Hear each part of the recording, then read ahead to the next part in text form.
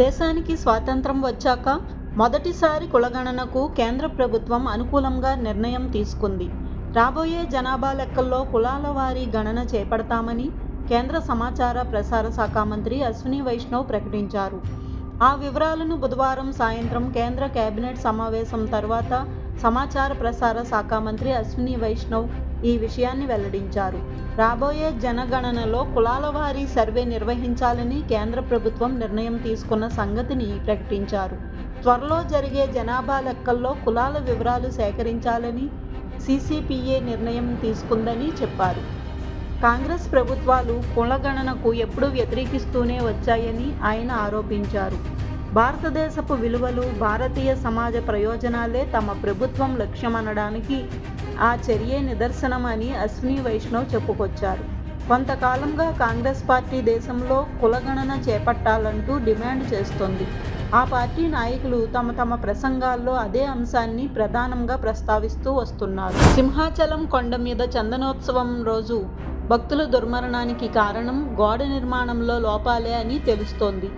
Retaining wall నిర్మాణం వద్దని దేవాలయ అర్చక సిబ్బంది వారించినా పర్యాటక శాఖ అధికారి వెనక్కు తగ్గలేదని సమాచారం.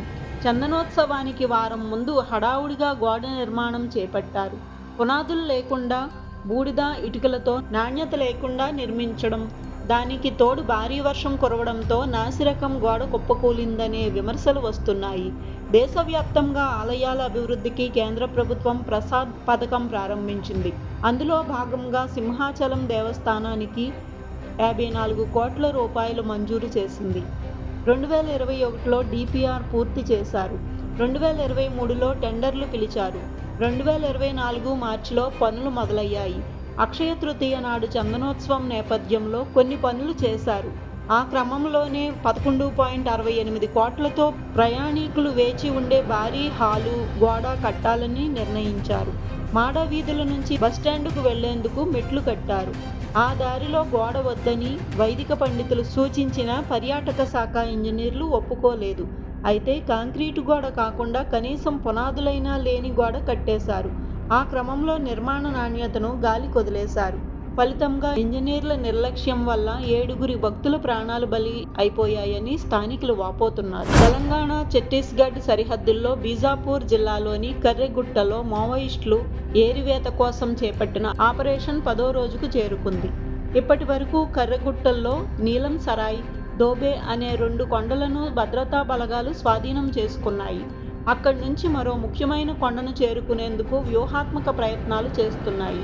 కర్రెగుట్టలపై భారత జవాన్లు జాతీయ జెండాను రెపరెపలాడించిన దృశ్యాలు వైరల్ అయ్యాయి. భద్రతా బలగాలు ఇప్పటి వరకు ఆ ప్రాంతాల్లో మావోయిస్టుల ఏర్పాటు చేసిన 150కి పైగా అత్యాధునిక పేలుడు పదార్థాలను నిర్వీర్యం చేశాయి. అయితే కీలక మావోయిస్టు నేతలు కర్రెగుట్టల నుంచి తప్పించుకొని పారిపోయారని సమాచారం. సిపిఐ మావోయిస్టులు పార్టీ కీలక నేత హిడ్మా, తెలంగాణ రాష్ట్ర కమిటీ ఇన్ఛార్జ్ బడే చొక్కారావు అలియాస్ దామోదర్ బృందం భద్రతా బలగాలకు దొరకడం లేదు. వారి ప్రయత్నాలను ముందుగానే పసిగట్టి మావోయిస్టులు కర్రెగుట్టలను వదిలి మరో చోటకు తప్పించుకున్నారనే అనుమానాలు తలెత్తుతున్నాయి. మరోవైపు కర్రెగుట్టల ఆపరేషన్ను నిలిపివేయాలని కోరుతూ మావోయిస్టు పార్టీ కేంద్ర కమిటీ అధికార ప్రతినిధి అభయ్ కేంద్ర, రాష్ట్ర ప్రభుత్వాలకు ఇటీవల శాంతి చర్చలు జరపాలంటూ విజ్ఞప్తి చేశారు. దానిపై స్పందించిన ఛత్తీస్గఢ్ హోంమంత్రి విజయ్ శర్మ శాంతి చర్చల ప్రసక్తే లేదని ప్రకటించారు. బస్తర్లో హింసాత్మక ఘటనలు జరిగినప్పుడు శాంతి కమిటీలు ఎక్కడున్నాయని, నాయకులు, గ్రామస్తులు చనిపోయినప్పుడు మావోయిస్టులు శాంతి చర్చల ప్రతిపాదన ఎందుకు చేయలేదని ప్రశ్నించారు. దేశీయ మార్కెట్లో బంగారం ధర కొంత తగ్గింది. గురువారం 10 గ్రాముల బంగారం ధర ఒకేసారి 2300కు తగ్గింది. గత వారంలో 10 గ్రాముల స్వచ్ఛమైన బంగారం ధర సుమారు 5,000 తగ్గి సుమారు 96,000కు చేరింది. వెండి ధర కూడా దిగి వచ్చింది. దేశీయ మార్కెట్లో కిలో వెండి సుమారు ₹1,00,000 దగ్గర ట్రేడ్ అవుతోంది. బంగారం, వెండి ధరలు దిగి రావడంతో వినియోగదారులు మరోసారి ఆభరణాలు కొనుగోలు చేసేందుకు ఆసక్తి చూపుతున్నారు. గత ఏడాదితో పోల్చుకుంటే బంగారం కొనుగోళ్లు 15% తగ్గాయి. అంతర్జాతీయ మార్కెట్లోనూ బంగారం ధర రికార్డు స్థాయి నుంచి దిగి వచ్చింది. ఔన్సు స్వచ్ఛమైన బంగారం తాజాగా $3,276 అమెరికా డాలర్ల వద్ద ట్రేడ్ అవుతోంది. దేశాన్ని నిర్ఘాంతపరిచిన పహల్గామ్ ఉగ్రదాడి ముందు పాకిస్తానీ ముస్లిం ఉగ్రవాదులు బైరస్ లోయతో పాటు మరో 3 ప్రదేశాల్లో కూడా రెక్కీ చేశారని తెలిసింది. విశ్వసనీయ సమాచారం ప్రకారం ఏప్రిల్ 15 నాటికే ఉగ్రవాదులు పహల్గామ్ చేరుకున్నారు. బైసరస్ లోయతో పాటు స్థానికంగా ఉన్న అరూ లోయ, బేతాబ్ లోయ, మరో అమ్యూజ్మెంట్ పార్కును కూడా పరిశీలించారు. పర్యాటకులను హతమార్చడానికి సులువైన ప్రదేశం ఏది అన్న కోణంలో వారు రెక్కీ చేపట్టారు. ఆ 3 ప్రాంతాల్లోనూ భద్రతా ఏర్పాట్లు పటిష్టంగా ఉన్నందున అక్కడ పర్యాటకులకు చంపడానికి సాధ్యం కాదని ఉగ్రవాదులు వెనకడుగు వేశారని తెలుస్తోంది.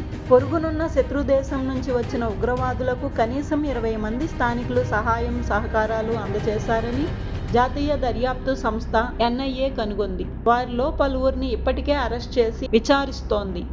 ఆ విచారణలోనే ఈ విషయం వెలుగు చూసింది. ఇంటెలిజెన్స్ సమాచారం ప్రకారం విదేశీ ఉగ్రవాదులకు కనీసం 4 స్థానికులు కీలక సహాయం అందజేశారు. ఉగ్రవాదులకు రవాణా సదుపాయాలు కల్పించడంలోనూ, రెక్కీ నిర్వహించడంలోనూ ఆ స్థానికులే ప్రముఖ పాత్ర వహించారు. దాడికి ముందు ఉగ్రవాదులు 3 శాటిలైట్ ఫోన్లను సైతం వినియోగించారని తెలిసింది. కేదార్నాథ్ దేవాలయం ద్వారాలు రేపు మే 2న తెరుచుకోనున్నాయి. ఆ సందర్భాన్ని పురస్కరించుకుని గుడికి 13 క్వింటాళ్ల పుష్పాలతో అలంకరించారు. బాబా కేదార్నాథ్ మూర్తి ఇవాళ ఆలయానికి చేరుకుంటుంది. రేపు ఉదయం 7 గంటలకు ఆలయ ద్వారాలు తెరుస్తారు. గంగోత్రి, యమునోత్రి క్షేత్రాల్లో ద్వారాలను అక్షయ తృతీయ పర్వదినం సందర్భంగా ఏప్రిల్ 30న తెరిచారు.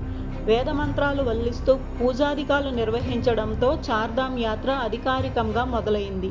ఆ సందర్భంగా గంగోత్రి ధామ్ను, యమునోత్రి మందిరాన్ని దర్శించిన భక్తుల మీద పుష్పవృష్టి కురిపించారు. 2 చోట్ల మొదటి పూజలు ప్రధానమంత్రి నరేంద్ర మోదీ పేరిట జరిగాయి. యమునోత్రి ధామ్ దగ్గర ద్వారాలు తెరిచే కార్యక్రమంలో ముఖ్యమంత్రి పాల్గొనడం ఇదే మొదటిసారి కావడం విశేషం.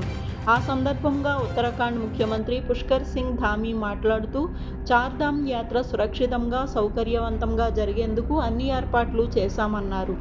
యాత్రను పవిత్రంగా, పర్యావరణ హితంగా పూర్తి చేసుకోవాలని భక్తులకు విజ్ఞప్తి చేశారు. ఉపాధి హామీ పథకం రాష్ట్రానికి, దేశానికి వరమని ఆంధ్రప్రదేశ్ ఉప ముఖ్యమంత్రి పవన్ కళ్యాణ్ అభిప్రాయపడ్డారు. మేడే సందర్భంగా మంగళగిరిలో ఏర్పాటు చేసిన శ్రామికుల కార్యక్రమంలో ఆయన పాల్గొన్నారు. ఉపాధి హామీ కూలీలను ఇక నుంచి శ్రామికులుగా పిలుద్దామన్నారు. రాష్ట్రంలో 75 లక్షల మంది శ్రామికులు 100 రోజులు ఉపాధి పొందుతున్నారని ఆయన గుర్తు చేశారు. గతేడాది ఉపాధి హామీ పథకం కింద సుమారు 11,000 కోట్లు ఖర్చు చేస్తే అందులో సగం శ్రామికులకు వేతనాలుగా ఇచ్చామన్నారు. మరో 4,000 కోట్ల మెటీరియల్ ఖర్చు అయిందన్నారు. పల్లె పండుగ కార్యక్రమంలో 377 కోట్లతో 21,000కు పైగా గోకులాలు పూర్తి చేశామని చెప్పారు. దానివల్ల ప్రతి రైతుకు నెలకు 4,000కు పైగా ఆదాయం లభిస్తోందన్నారు. ఉపాధి హామీ కూలీలు పని ప్రదేశంలో ప్రమాదవశాత్తు మరణిస్తే వారికి 2 లక్షలు పరిహారం కింద బీమా ఇస్తున్నామన్నారు. దానికి సంబంధించి శ్రామికులకు బీమా అందజేసేందుకు స్టేట్ బ్యాంక్ ఆఫ్ ఇండియాతో ఒప్పందం చేసుకున్నారు. దేశంలో జనాభా లెక్కల్లో భాగంగా కులగణన చేయాలని కేంద్ర ప్రభుత్వం నిర్ణయించడాన్ని తెలంగాణ ముఖ్యమంత్రి రేవంత్ రెడ్డి అభినందించారు. కులగణన కావాలని కోరుతూ రాహుల్ గాంధీ 1000 కిలోమీటర్ల పాదయాత్ర చేశారని, అందువల్ల ఈ విషయంలో మొదటి అభినందనలు ఆయనకే చెప్పాలని రేవంత్ వ్యాఖ్యానించారు. హైదరాబాద్లోని తన నివాసంలో మీడియాతో ఈ విషయమై రేవంత్ రెడ్డి మాట్లాడారు. కులగణన కోసం కేంద్ర మంత్రులు, సీనియర్ అధికారులతో కమిటీ ఏర్పాటు చేయాలని సూచించారు. కులగణన విషయంలో తెలంగాణ రాష్ట్రం దేశానికే మార్గదర్శకంగా నిలిచిందన్నారు. ఆ విషయంలో తెలంగాణ అనుభవం కేంద్రానికి ఉపయోగపడుతుందని సలహా ఇచ్చారు. కులగణన కోసం తెలంగాణ నమూనాను పరిగణనలోకి తీసుకోవాలని కేంద్రానికి సూచించారు. అన్ని రాష్ట్రాలకు నిపుణుల కమిటీ పంపించి ఆయా రాష్ట్ర ప్రభుత్వాల సూచనలు తీసుకోవాలన్నారు.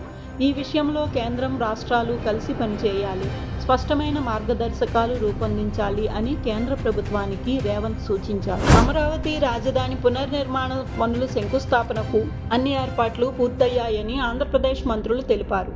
ప్రధానమంత్రి నరేంద్ర మోదీ రేపు అమరావతి రాజధాని పునర్నిర్మాణానికి వెలగపూడిలో శంకుస్థాపన చేయనున్నారు.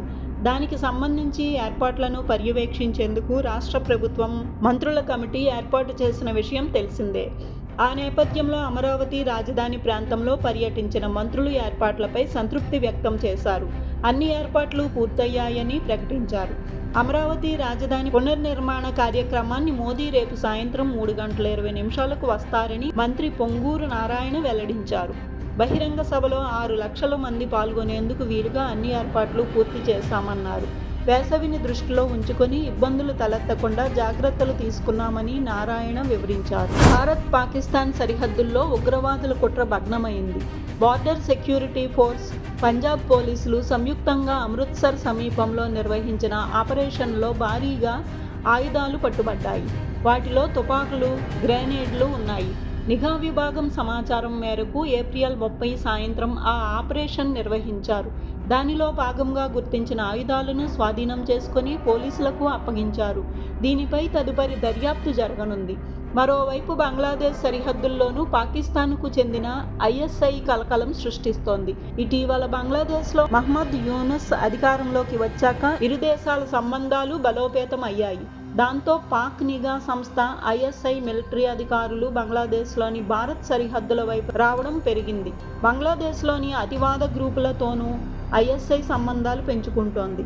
భారతదేశానికి వ్యతిరేకంగా ఆ గ్రూపులను పాకిస్తాన్ వాడుకునే అవకాశాలున్నాయని భారత్ నిఘా వర్గాలు అంచనా వేస్తున్నాయి. దాంతో బంగ్లాదేశ్ సరిహద్దుల్లోని ముర్షిదాబాద్ వంటి ప్రాంతాల్లోని పోస్టుల వద్ద నిఘాను కట్టుదిట్టం చేశాయి.